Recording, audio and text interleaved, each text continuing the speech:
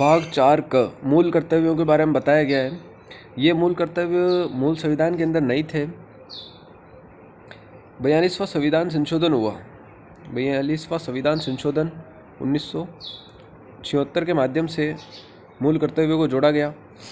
ये जो मूल कर्तव्य जोड़े गए वो सरदार स्वर्ण सिंह समिति की सिफारिशों के आधार पर जोड़े गए। सरदार स्वर्ण सिंह समिति ने मूलतः 8 कर्तव्यों के बारे में बताया था, लेकिन 42वां संविधान संशोधन अधिनियम 1976 के माध्यम से 10 मूल कर्तव्य जोड़े गए।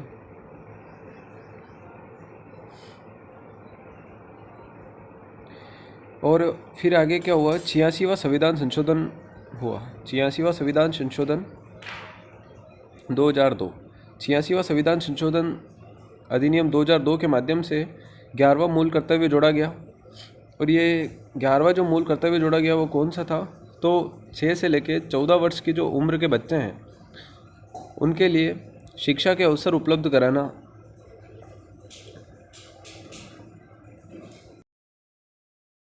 भाग 5 संघ के बारे में पढ़ने से पहले ये जान लेते हैं कि इसके अंदर कौन कौन से चैप्टर्स हैं, कौन कौन से अध्याय हैं। तो देख लेते हैं अध्याय नंबर और उसका नाम क्या है। सबसे पहला जो अध्याय है वो है कार्यपालिका। दूसरा जो अध्याय है उसका नाम है संसद। तीसरा जो अध्याय है उसका नाम है राष्ट्रपति की विधायी शक्ति। और जो चौथा भाग है उसका नाम है संघ की न्यायपालिका। पांचवा जो भाग है उसका नाम है भारत का नियंत्रक एवं महालेखा परीक्षक। भारत का नियंत्रक एवं महालेखा परीक्षक। अब जो अध्याय फर्स्ट है कार्यपालिका, उसका वर्णन कौन कौन से आर्टिकल में है तो उसके बारे में बताया गया है अनुच्छेद 52 से लेके अनुच्छेद 78 तक, आर्टिकल 52 से लेके आर्टिकल 78 तक। इसके बाद जो संसद के बारे में बताया गया है, संसद के बारे में बताया गया 79 से लेके 122 तक। राष्ट्रपति की जो विधायी शक्तियाँ हैं वो सिर्फ एक ही आर्टिकल में बताई गई है 123 के अंदर, 123 के अंदर। संघ की न्यायपालिका 124 से लेके 147 आर्टिकल तक है, 124 से लेके 147 आर्टिकल तक। और भारत का नियंत्रक एवं महालेखा परीक्षक जो है उसका वर्णन है 148 से लेके 151 तक। भाग 5 संघ के बारे में पढ़ रहे थे। इसमें अध्याय फर्स्ट जो कार्यपालिका है उसको पढ़ने से पहले एक छोटी सी ट्रिक देख लेते हैं। वो ट्रिक है पका चुनरी का पुनः योग, शर्त शपथ महाभियोग और रिक्ति। पका चुनरी का पुनः योग, शर्त शपथ महाभियोग और रिक्ति। इसके अंदर राष्ट्रपति के बारे में जितने भी आर्टिकल है उन सारे आर्टिकल्स के बारे में एक क्रम से बताया गया है। देख लेते हैं कैसे। प का यानी प से आर्टिकल 52 से शुरू होंगे अपन। 52 के अंदर आता है पद, 52 के अंदर आता है राष्ट्रपति का पद। का से कार्यकाल, राष्ट्रपति का कार्यकाल 53, राष्ट्रपति की कार्यपालिका शक्ति। और चुनरी से चुनाव, राष्ट्रपति का चुनाव कैसे होगा 54 के अंदर। 55 के अंदर निर्वाचन की रीति क्या होगी। और का से कार्यकाल, राष्ट्रपति का कार्यकाल। पुनः से पुनः निर्वाचन, क्या एक राष्ट्रपति दोबारा भी राष्ट्रपति बन सकता है भारत का, तो हाँ बन सकता है। उसका पुनः योग, पुनः से पुनः निर्वाचन, राष्ट्रपति का पुनः निर्वाचन। और उसके लिए क्या क्या पात्रताएं होंगी पुनर्निर्वाचन के लिए वो। और योग से आर्टिकल 58 योग आता है योग्यता के बारे में कि राष्ट्रपति बनने के लिए क्या क्या योग्यताएं होनी चाहिए, अर्हता होनी चाहिए। और शर्त 59 पद के लिए क्या शर्तें हैं वो, राष्ट्रपति के पद के लिए शर्तें। और शपथ आर्टिकल 60 के अंदर है, राष्ट्रपति शपथ दिलाएगा, राष्ट्रपति शपथ लेगा। और कौन दिलाएगा, तो सुप्रीम कोर्ट के मुख्य न्यायाधीश। महाभियोग 61 के अंदर है। महाभियोग यानी महाभियोग की प्रक्रिया कि राष्ट्रपति के ऊपर महाभियोग कैसे चलाया जाए उसकी प्रक्रिया के बारे में बताया गया है। और रिक्ति यानी कभी आकस्मिक राष्ट्रपति का पद रिक्त हो जाता है तो उसे कैसे भरा जाएगा, उसके बारे में बताया गया है। एक बार फिर इस ट्रिक को देख लेते हैं। पका चुनरी का पुनः योग शर्त शपथ महाभियोग रिक्ति। 52 से लेके 62 तक सारे आर्टिकल क्रम से हैं, इस ट्रिक के ऊपर है। इसमें कोई भी एक्स्ट्रा वर्ड तक नहीं है, इसमें सारे ही आर्टिकल्स को बताते हैं। अगला अनुच्छेद है 63। 63 के अंदर बताया गया है उपराष्ट्रपति के बारे में। किसके बारे में? उपराष्ट्रपति के बारे में। और 64 है उपराष्ट्रपति जब राज्यसभा का पदेन सभापति होता। अनुच्छेद 64 कहता है कि उपराष्ट्रपति राज्यसभा का पदेन सभापति होगा। इसके बाद आर्टिकल 65 आता है। 65 कहता है राष्ट्रपति की आकस्मिक रिक्ति या उसकी अनुपस्थिति में कार्यवाहक राष्ट्रपति होगा कौन? तो उपराष्ट्रपति होगा। कौन होगा? तो उपराष्ट्रपति। अनुच्छेद 66 कहता है कि उपराष्ट्रपति का जो निर्वाचन कैसे किया जाना चाहिए, कैसे निर्वाचन होगा, उसके बारे में बताया गया 66 के अंदर। अनुच्छेद 67 कहता है पदावधि के बारे में कि उपराष्ट्रपति की पदावधि कितनी होगी। अनुच्छेद 68 बताता है कि रिक्ति और आकस्मिक रिक्ति पर पद का भरा जाना। उपराष्ट्रपति की अगर रिक्ति हो जाए या फिर आकस्मिक रिक्ति हो जाए तो पद को कैसे भरा जाएगा, उसके बारे में बताता है आर्टिकल 68। 69 अनुच्छेद बताता है उपराष्ट्रपति की शपथ। आर्टिकल 70 अनुच्छेद 70 की बात कर लेते हैं। इसमें बताया गया है कि अन्य कोई भी आकस्मिकताएं होगी उनमें राष्ट्रपति के कृत्यों का निर्वहन करेगा उपराष्ट्रपति। अन्य आकस्मिकताओं में राष्ट्रपति के कृत्यों का निर्वहन राष्ट्रपति करेगा। और संविधान में जो नहीं भी लिखी हुई है या संविधान में जो नहीं बताई गई है आकस्मिकताओं के बारे में, उनके बारे में भी संसद बताएगी कानून लाके या फिर किसी भी माध्यम से। उनका निर्वहन भी उपराष्ट्रपति करेगा। अब अनुच्छेद 71 की बात कर लेते हैं। अनुच्छेद 71 के अंदर बताया गया है कि राष्ट्रपति या उपराष्ट्रपति के निर्वाचन में अगर किसी भी प्रकार की धांधली होती है या किसी भी प्रकार की बाध्यता आ जाती है, कुछ भी होता है उससे निर्वाचन से संबंधित, तो उन विषयों पर कैसे क्या कार्रवाई होगी उसके बारे में बताया गया है। उसमें सुप्रीम कोर्ट का रोल इम्पोर्टेंट रहता है। सुप्रीम कोर्ट आदेश देगी इन्वेस्टिगेशन का। अब अनुच्छेद 72 की बात कर लेते हैं। अनुच्छेद 72 के अंदर जो राष्ट्रपति है उसकी क्षमा शक्तियों के बारे में बताया गया है कि उसकी क्षमा शक्तियाँ कौन कौन सी है। राष्ट्रपति कुछ दशाओं के अंदर किसी भी अपराधी की सज़ा उसको कम कर सकता है, यानी उसका लघुकरण कर सकता है, या फिर उसको परिहार कर सकता है, या फिर उसका निलंबन यानी उसे हटा भी सकता है या उसे रोक सकता है, उस पर मतलब कुछ समय के लिए रोक लगा सकता है। इसके बाद अनुच्छेद 73 की बात कर लेते हैं। इसमें बताया गया है कि संघ की जो कार्यपालिका शक्ति का विस्तार कहाँ तक है। संघ की कार्यपालिका शक्ति का विस्तार अनुच्छेद 73 के अंदर, संघ की कार्यपालिका शक्ति का विस्तार। अब इसके बाद अब मंत्रिपरिषद की बात कर लेते हैं।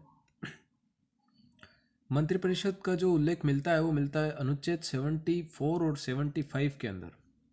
आर्टिकल 74 और 75 के अंदर मिलता है। राष्ट्रपति की जो सहायता और सलाह देने के लिए मंत्रिपरिषद का गठन किया जाता है। राष्ट्रपति की सलाह और सहायता के लिए मंत्रिपरिषद का गठन किया जाता है। और मंत्रियों के बारे में जो अन्य उपबंध है वो आर्टिकल 75 में बताया गया। मंत्रियों के बारे में अन्य उपबंध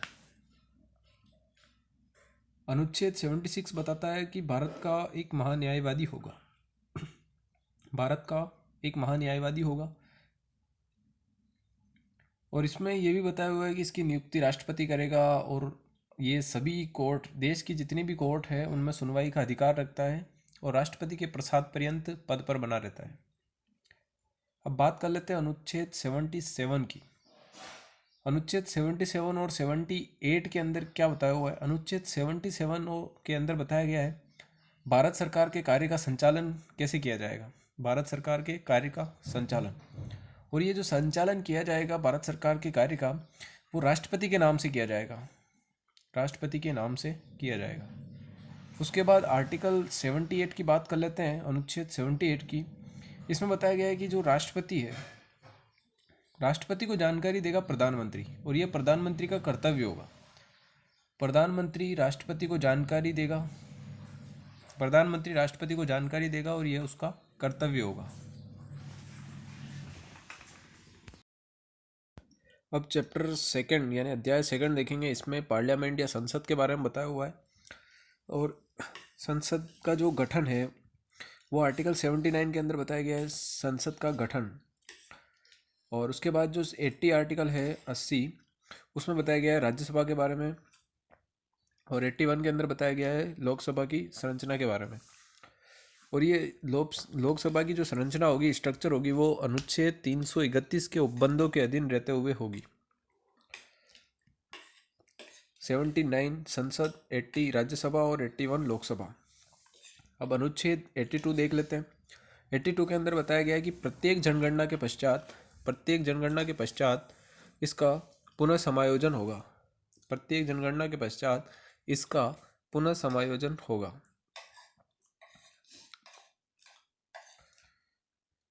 अब आर्टिकल 83 देख लेते हैं। आर्टिकल 83 के अंदर है कि संसद के दोनों सदनों की अवधि कितनी होगी। संसद के दोनों सदनों की अवधि के बारे में बताया गया है अनुच्छेद 83 के अंदर। अब आर्टिकल 84 देख लेते हैं। आर्टिकल 84 में बताया है कि संसद सदस्यता के लिए अर्हता क्या होगी। संसद सदस्यता के लिए अर्हता, आर्टिकल सदस्यता, संसद सदस्यता के लिए अर्हता या फिर योग्यता। आर्टिकल 85 के अंदर देख लेते हैं। संसद के सत्र, सत्रावसान और उसके विघटन के बारे में बताया गया है। संसद के सत्र, सत्रावसान और उसका विघटन, यानी कि संसद का जो सत्र है, उन दो सत्रों के बीच की जो अवधि होगी 6 महीने की होगी, और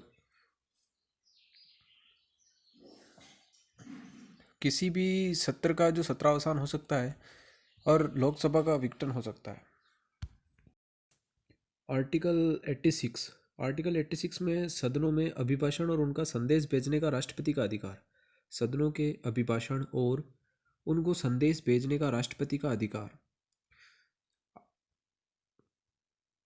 राष्ट्रपति का अधिकार। इसके बाद आर्टिकल 87 में बताया गया है कि जो राष्ट्रपति है, राष्ट्रपति का विशेष अभिभाषण, राष्ट्रपति का विशेष अभिभाषण। आर्टिकल 88 सदनों के बारे में मंत्रियों और महान्यायवादी के अधिकार। सदनों के बारे में मंत्रियों और महान्यायवादी के अधिकार। इसके बाद अपन देख लेते हैं संसद के अधिकारियों के बारे में। संसद के अधिकारी, संसद के अधिकारी कौन कौन से हैं वो भी देखेंगे। आर्टिकल 89 में बताया गया है कि राज्यसभा का सभापति और उपसभापति होगा।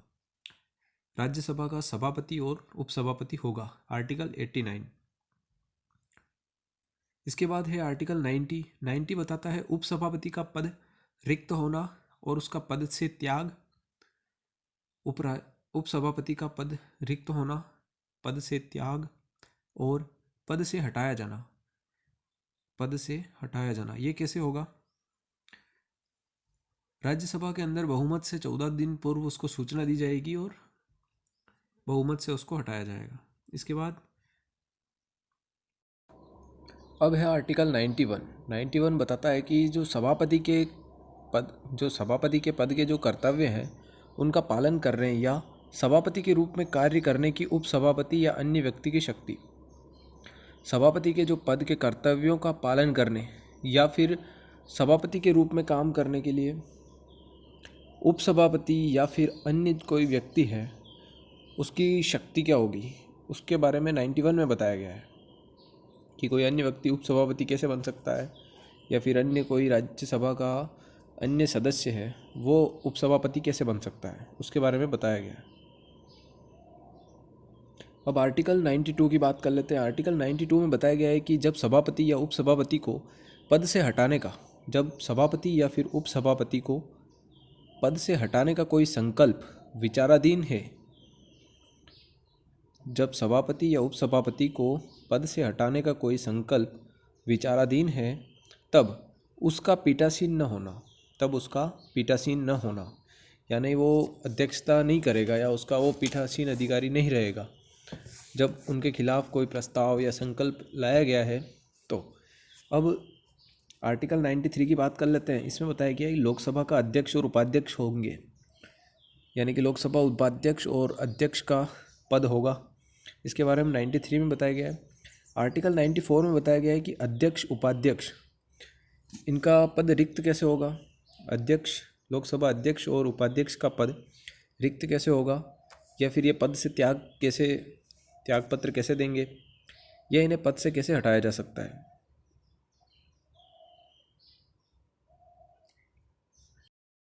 अब है आर्टिकल 95। इसमें बताया गया है कि जो अध्यक्ष का पद है उसके जो कर्तव्य हैं अध्यक्ष के पद के, उनका पालन करने के लिए या फिर अध्यक्ष के रूप में कार्य करने की उपाध्यक्ष या फिर अन्य व्यक्ति की शक्ति 96 आर्टिकल है। उसमें बताया गया है कि जो लोकसभा का अध्यक्ष होता है या फिर उपाध्यक्ष होता है, लोकसभा का अध्यक्ष हो या फिर उपाध्यक्ष हो, इनको हटाने का अगर संकल्प विचाराधीन है, इनको हटाने का जो संकल्प है अगर वो विचाराधीन है, तो फिर उस समय क्या होगा कि ये पीठासीन नहीं रहेंगे।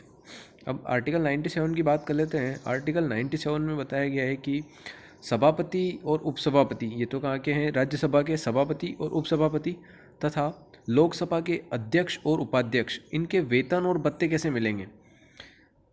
तो इनके वेतन और भत्ते मिलेंगे, वो मिलेंगे किसी संसद की विधि द्वारा। अगर कोई विधि मौजूद नहीं है या बनाई गई नहीं है अभी तक, तो फिर कैसे मिलेंगे। तो दूसरी अनुसूची के अंदर बताया गया है, दूसरी अनुसूची के अंदर कि किसका वेतन कितना होगा, कैसे क्या होगा, उसके अनुसार।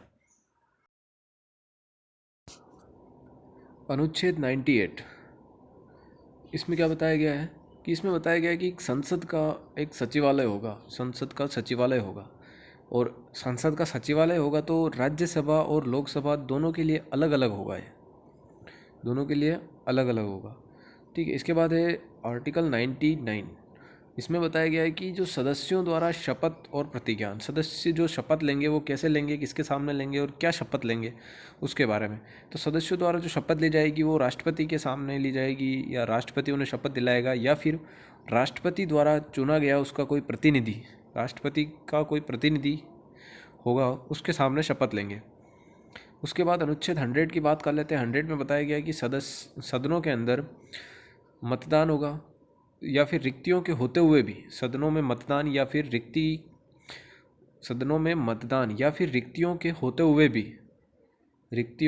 हुए भी सदनों की कार्यवाही करने की शक्ति।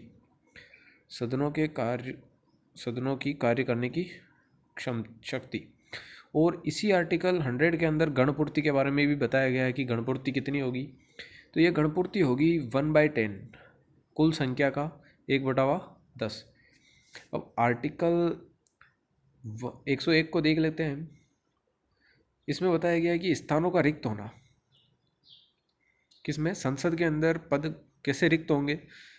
तो जैसे कि लोकसभा और राज्यसभा दोनों के लिए अगर कोई सदस्य चुन लिया जाता है तो एक से उसे इस्तीफा देना पड़ेगा, और या फिर वो त्यागपत्र दे दे, या फिर 102 जो आर्टिकल है उसकी शर्तों का पालन ना करे, या फिर बिना बताए अधिवेशनों से 60 दिन तक लगातार अगर वो अनुपस्थित रहता है तो भी उसकी सदस्यता हटा ली जाएगी। ये तो हो गया 101वां अनुच्छेद।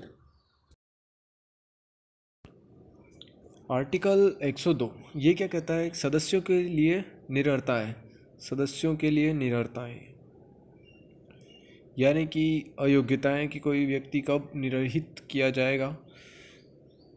तो जैसे कि कोई भारत का नागरिक नहीं है या फिर विदेशी राज्य की नागरिकता स्वेच्छा से ले ली है, ऐसे व्यक्ति हो गए, चाहे संसद की विधि द्वारा उसे निरर्थित घोषित कर दिया गया है, या फिर वो विकृत चित्त है, या किसी सक्षम न्यायालय ने ऐसी घोषणा की है, या फिर वो दिवालिया घोषित कर दिया गया है, ऐसे रीजंस हैं। उसके बाद आता है आर्टिकल 103। इसमें क्या बताया गया है कि सदस्यों के लिए जो निडरता है उनसे संबंधित अगर प्रश्नों पर विनिश्चय कौन करेगा, तो सदस्यों के लिए निडरता से संबंधित जो प्रश्न है उसके ऊपर विनिश्चय राष्ट्रपति करेगा।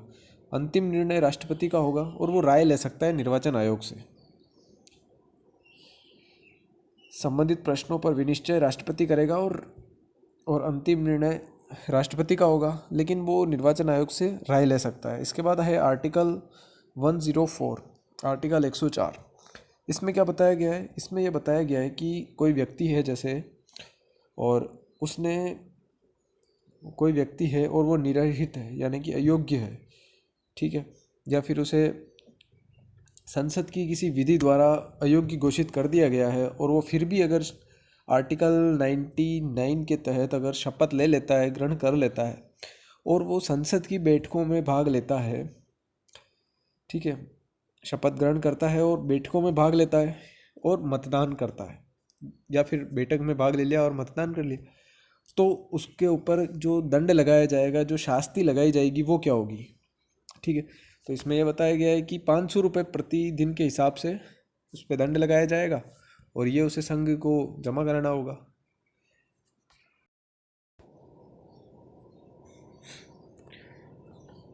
अब बात कर लेते हैं संसद और उसके सदस्यों की शक्तियां क्या हैं, उनके विशेषाधिकार क्या हैं, उनकी उन्मुक्तियां क्या हैं। संसद और उसके सदस्यों की शक्तियां, विशेषाधिकार और उन्मुक्तियां।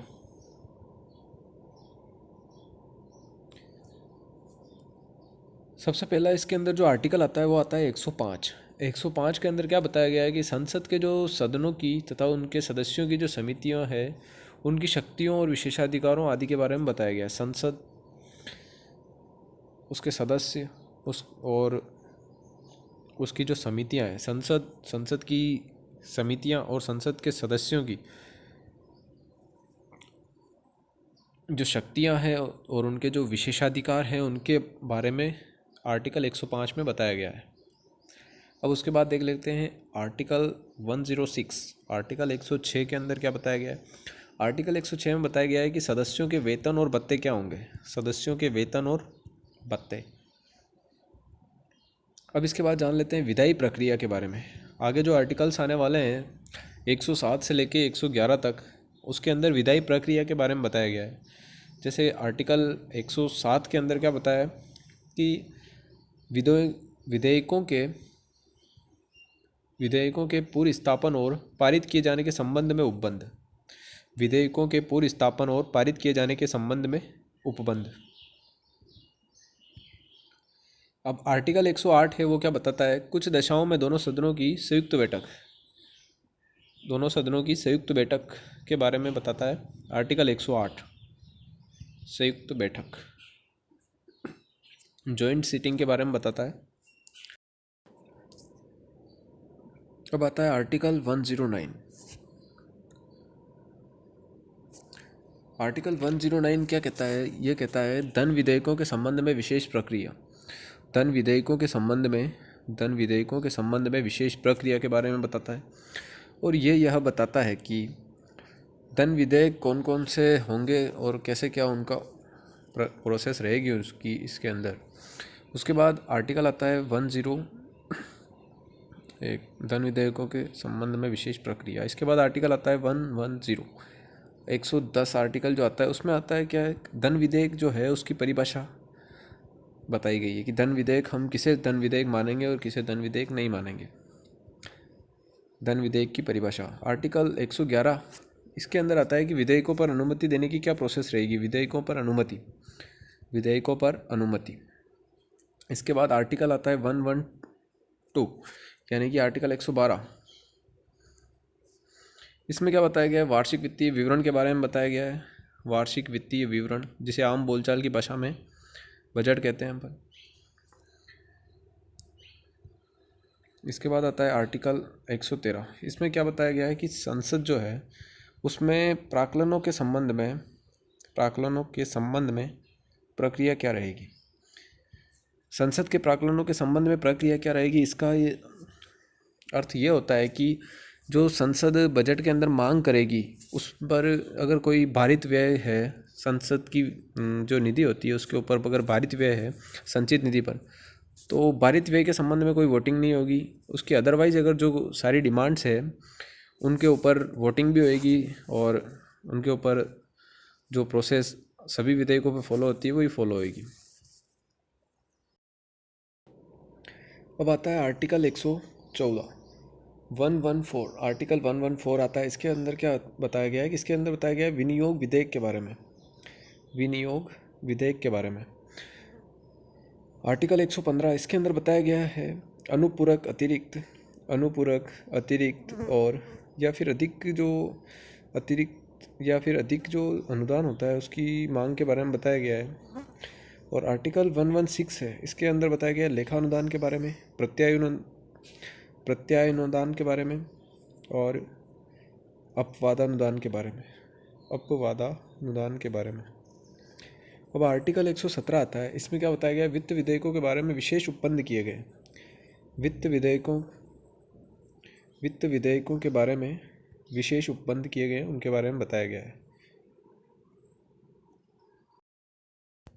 आर्टिकल 118 इसमें बताया गया है कि प्रक्रिया के जो नियम हैं, संसद के अंदर जो प्रक्रिया चलेगी उसकी प्रक्रिया के क्या नियम है, तो वो नियम संसद स्वयं बनाएगी या फिर जो संविधान लागू होने से पहले जो नियम थे उनके अनुसार काम करेगी जब तक कि नियम नहीं बना लेती है। इसके बाद है आर्टिकल 119, आर्टिकल 119 संसद में वित्तीय कार्य संबंधी जो प्रक्रिया है उसका विधि द्वारा विनियमन किया जाना चाहिए। संसद में वित्तीय कार्य संबंधी प्रक्रिया का विधि द्वारा विनियमन।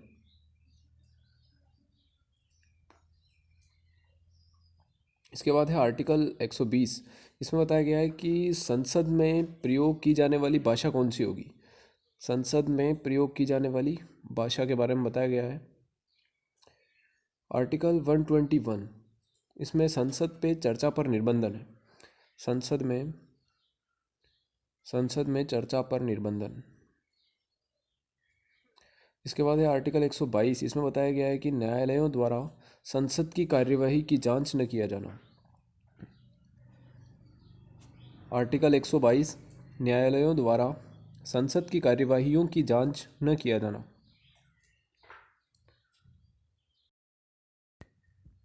अब है अध्याय 3, चैप्टर 3 आता है राष्ट्रपति की विधायी शक्तियाँ।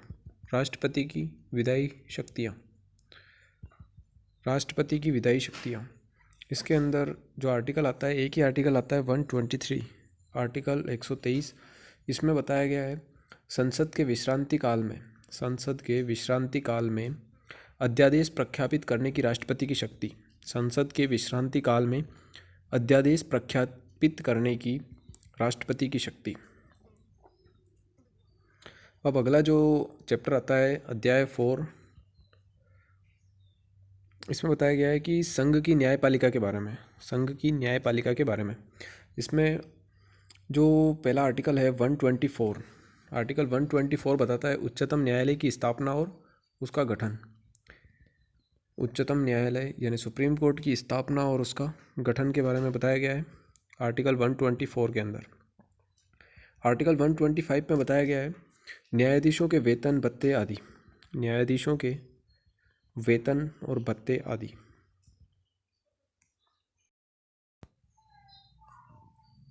आर्टिकल 126 इसमें बताया गया है कि कार्यकारी मुख्य न्यायमूर्ति की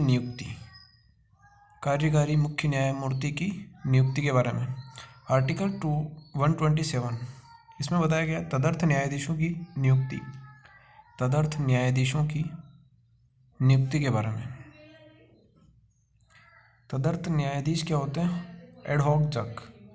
एडहॉक जज होते हैं, उनको बोलते हैं। आर्टिकल 128 इसमें बताया गया है उच्चतम न्यायालय की बैठकों में सेवानिवृत्त न्यायाधीशों की उपस्थिति। 128 आर्टिकल 128 सुप्रीम कोर्ट की बैठकों में सेवानिवृत्त न्यायाधीशों की उपस्थिति के बारे में बताता है। आर्टिकल 129 उसमें बताया गया है उच्चतम न्यायालय का अभिलेख न्यायालय होना।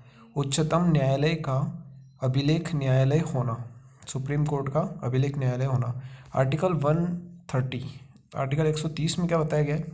जो उच्चतम न्यायालय है उसका स्थान, उच्चतम न्यायालय का स्थान,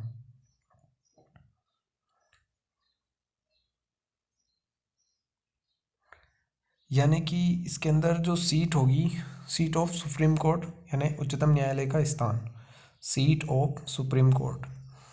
अब आता है आर्टिकल 131, आर्टिकल 131 में बताया गया है उच्चतम न्यायालय यानी सुप्रीम कोर्ट की आरंभिक अधिकारिता, सुप्रीम कोर्ट की आरंभिक अधिकारिता के बारे में बताया गया है। अब जो अगला आर्टिकल है वो है 132, 132 में बताया गया है कि कुछ मामलों में हाई कोर्ट से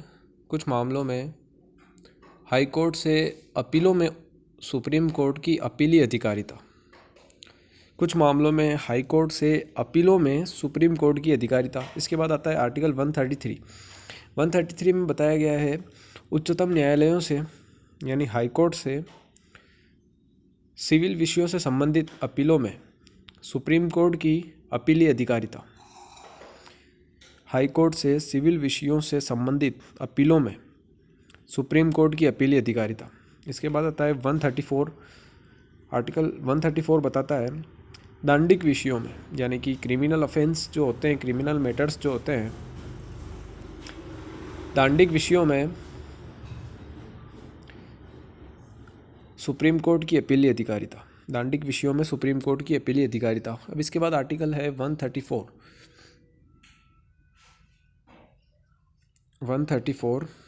क या 134A। 134A क्या कहता है कि जो सुप्रीम कोर्ट है उसमें अपील के लिए प्रमाण पत्र, सुप्रीम कोर्ट में अपील के लिए प्रमाण पत्र।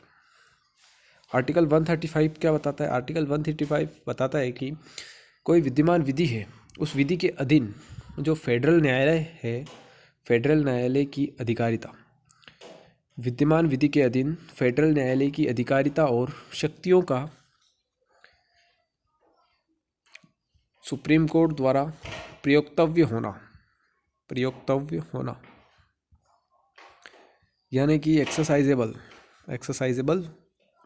प्रयोक्त है। अब नेक्स्ट है आर्टिकल 136। आर्टिकल 136 क्या कहता है? अपील के लिए सुप्रीम कोर्ट की विशेष इजाज़त, अपील के लिए उच्चतम न्यायालय की विशेष इजाज़त।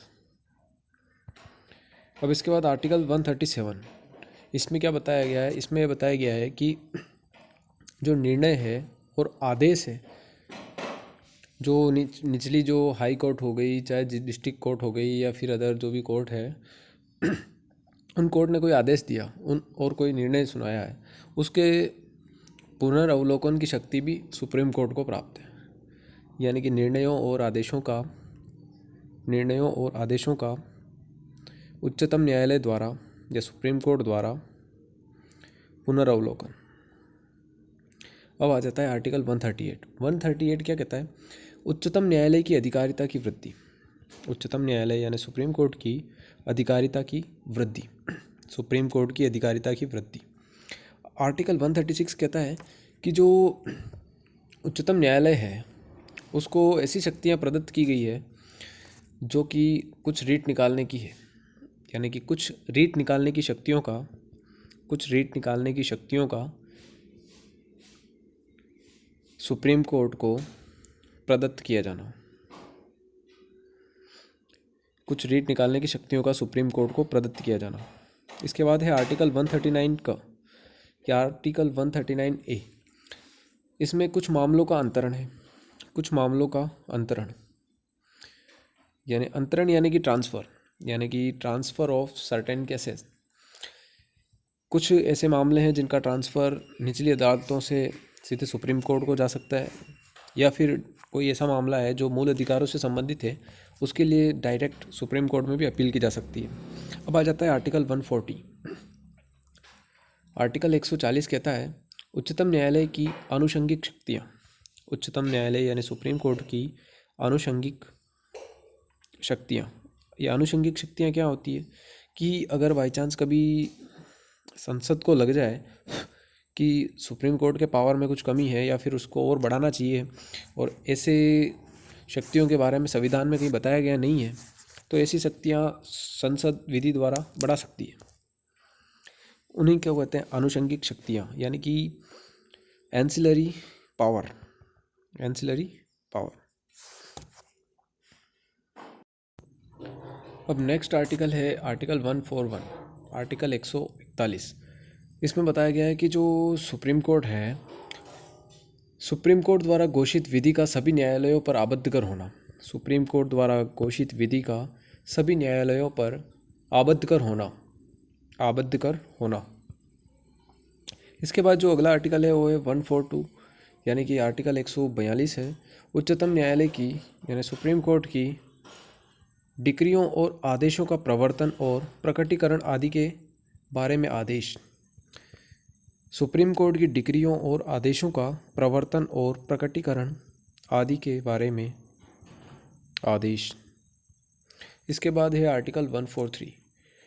आर्टिकल 143 कहता है कि उच्चतम न्यायालय जो है उससे परामर्श करने की राष्ट्रपति की जो शक्ति, सुप्रीम कोर्ट से या उच्चतम न्यायालय से परामर्श करने की राष्ट्रपति की शक्ति। राष्ट्रपति की शक्ति। इसके बाद आर्टिकल है आर्टिकल 144।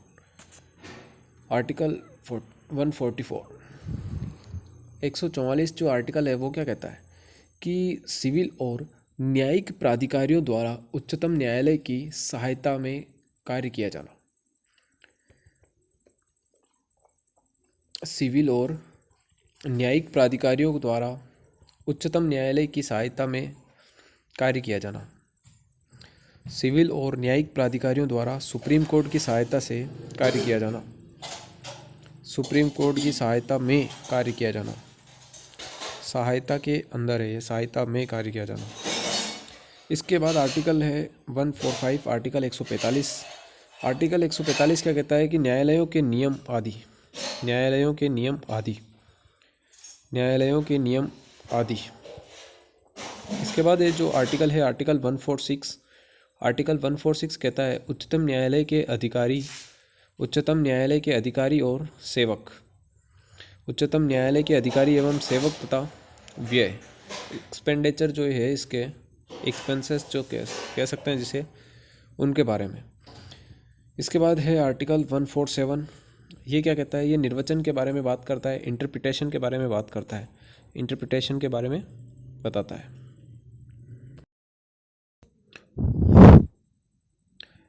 अब चैप्टर 5 की बात कर लेते हैं, अध्याय 5 की बात कर लेते हैं। भारत का नियंत्रक और महालेखा परीक्षक इसमें आता है। भारत का नियंत्रक एवं महालेखा परीक्षक यानी auditor general of India, auditor general of India यानी controller and auditor general of India. Article 148 कहता है कि भारत का नियंत्रक एवं महालेखा परीक्षक होगा यानी CAG होगा। CAG होगा।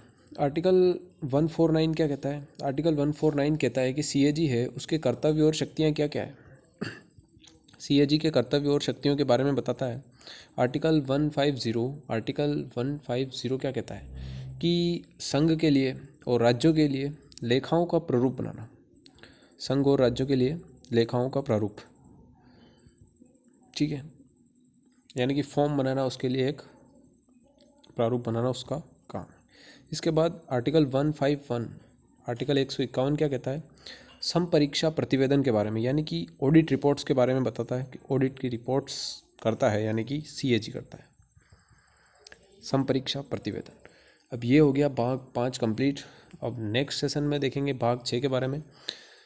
भाग 5 बहुत बड़ा था इसलिए थोड़ा इसी को एक ही क्लास में कवर करने की कोशिश की है। इसके बाद भाग 6 अगले सेशन में देखेंगे। Thank you for watching this video.